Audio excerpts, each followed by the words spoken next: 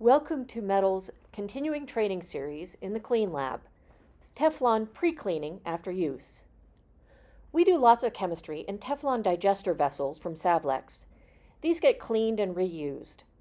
We have lots of users with very different applications, so be a good lab citizen and pre-clean your Teflon after use.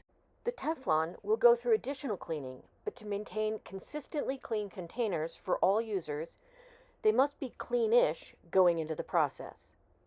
You wouldn't, we hope, put dishes full of food in the dishwasher and expect them to be sparkling clean when they come out. So don't put Teflon into the cleaning if they still have lots of sample left in them.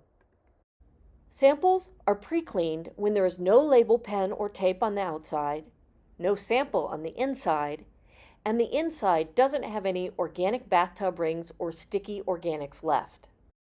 Label tape can be peeled off, while label markers can be removed with either ethanol or acetone.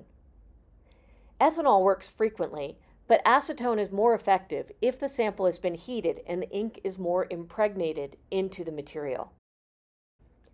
Ethanol or acetone squirt bottles are typically located by the sink. The clear Kimtech copolymer gloves we use have very low blanks and are great for acid resistance, but they're not very good against solvents such as ethanol or acetone. For solvents, you must use nitrile gloves.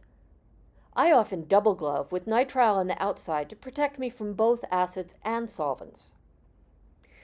After removing the label, you can remove any residual sample by rinsing the Teflon and putting the rinsed solution into labeled hazardous waste.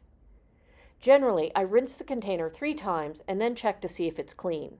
For the inside, wipe out the inside with either a Kim wipe or a Q-tip soaked in ethanol or acetone.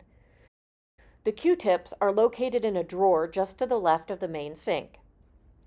To tell if a vial is clean, look to see if a drop of water has high surface tension and rolls easily as the vial is rotated. If the water catches or smears on the inside, that typically indicates that organics remain and it needs additional cleaning.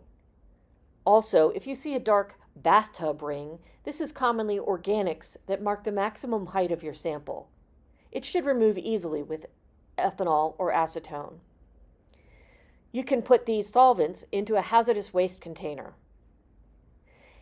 Also, please try to keep the top and bottom of your Teflon together as it makes it easier to reassociate them at the end of the cleaning procedure. Thanks for watching, and we look forward to seeing you at the next training session.